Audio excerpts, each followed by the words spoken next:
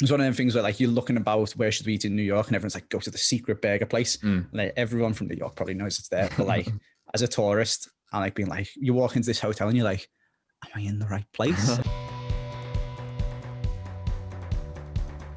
So to keep us on the theme of food now, is there a best country that you've been to where the food has been particularly good? All of them, kind of. I got to give a shout out to my girlfriend, who is absolutely amazing at planning stuff and knowing where to go and like finding all the best places to go to and stuff like that. You were saying about being privileged to go to all these places with my job, and I'm quite privileged now that I've done quite well for myself. So when we go somewhere, we can be like, where should we go? We can kind of just pick any restaurant, and like, if you want to treat yourself to a nice meal, kind of in a privileged position to be able to do that. So when we went to Paris, we just like found we just asked the concierge, what's the nicest restaurant, you know? And he's like, oh, it's quite expensive. We're like, you know what? Screw it. We're going to go. And it was absolutely insane. Yeah, exactly. Like, so I'm in quite a privileged position where there's always a nice place in each city or each place that you go to. You just kind of need to be able to find it. And then I guess sometimes be able to afford it, like spending stupid amounts of money going to some mad Parisian boutique is a bit mental. Not for everyone, but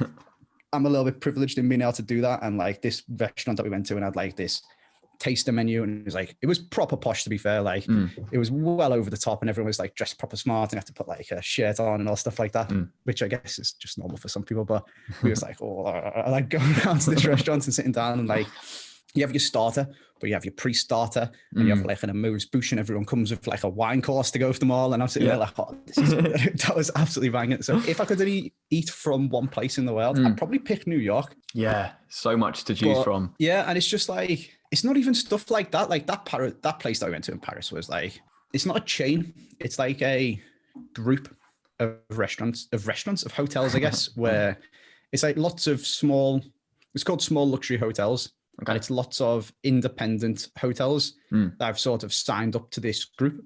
So rather than going and staying in, I can't think of like, you have chains where it's like Malmaison or a Radisson. Yeah, and they've got hotels everywhere. Yeah. There's these little boutique ones, and they sort of signed up to this group, and they get like reviewed, and they're like, yes, you are actually nice enough to be able to be a part of this group. And they're all like independently run. So like when we went to Santorini, we stayed in one of these, and it was like run by a family, and it was like this super nice hotel. And then when we go to Amsterdam, there's another one that we stay in, and in Paris we were staying in one of these. So it was a really, really nice one. Like when we walked down and asked this fella, the concierge, to recommend us a restaurant, he's like, what type of dining do you want? And we were like, fine dining. And he's like, is 2 Michelin stars okay? And I was like, Jesus Christ. I was like, yeah, that should be okay. Yeah, so he recommended this one around the corner. But I don't think I'd want to eat it every single night. No, I get you.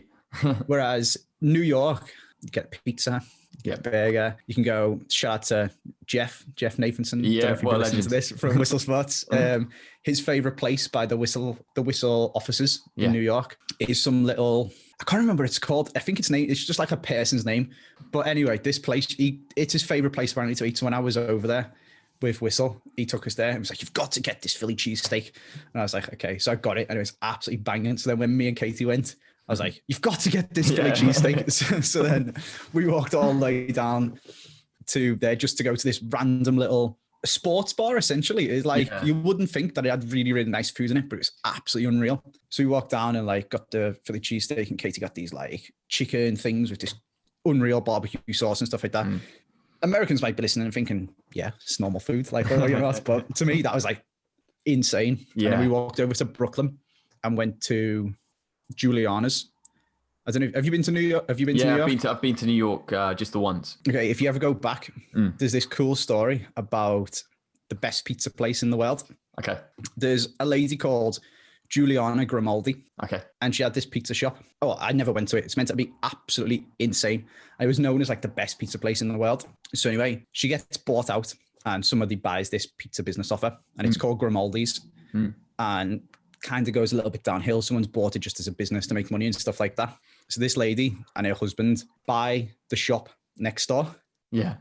And reopen as Juliana's. So Grimaldi's is the famous pizza place in New York. It's like the best pizza place in the world that everyone's like known about for decades. But the people who actually made Grimaldi's are now the pizza place next door. Wow. And it's called Juliana's. Yeah. So now everyone goes to Juliana's instead because she's like the original lady who owned Grimaldi's before she sold it to some businessman. So we went there and like you have to queue up outside like in the middle of the day. Oh, really? Mental is so popular. Yeah. Was it worth it? Oh my God. It was the best pizza I've ever had in my life. It's insane. Like it was 1 p.m. on a weekday. Everyone should be in work. We like walked over to Brooklyn to go to it. And we had to queue up outside for like half an hour or something like that to get in there. It was absolutely chocker inside. They were smashing pizzas out of this you could see the giant pizza oven thing in the back with like all of the coals and the fires in there. And you could see the fellas like throwing the pizzas in and whipping them out and stuff like that. It was absolutely sweet, unreal. If I had to pick somewhere just to eat from, I guess New York food isn't really a thing, is it? Bagels are pretty good. But yeah, New York gets spoken about so much in this podcast in terms of food as essentially the one city which has it all. So you're not alone in that opinion.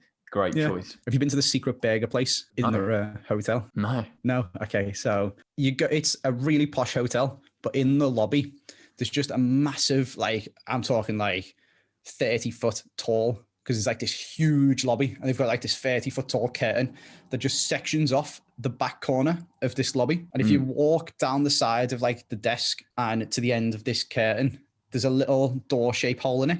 And you look inside and there's this like 60s diner style American burger bar. Amazing. You can't pay on card. You can't pre-order. You can't book a seat, anything like that. They do like 3 burgers, chips and a couple of drinks. And like, you just go in and you tell them what you want. You can have it medium or you can have it medium. And he just makes you the nicest burger you've ever had in your life. And it's secret. I'm sure loads of people actually know where it is. It's one of them things where like you're looking about where should we eat in New York and everyone's like, go to the secret burger place. Like everyone from New York probably knows it's there. But like as a tourist and like being like, you walk into this hotel and you're like, am I in the right place? And then you see this car and then you walk around and you're like, holy shit. And it's like, it's absolutely insane. Like that's one of the nicest burgers I've ever had. I would encourage anyone to go and check it out if they go to New York. It's really, really, really good.